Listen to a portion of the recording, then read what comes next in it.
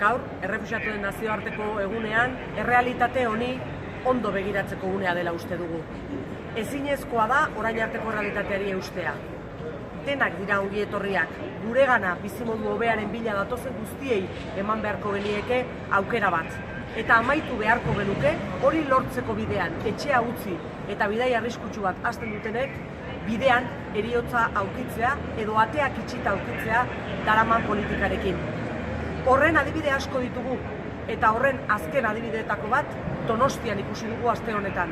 56 etorkin errefuxiatu utzi zituzten han autobus geltokian non zeuden, nora zihoazen, zer gertatuko zen jakin gabe.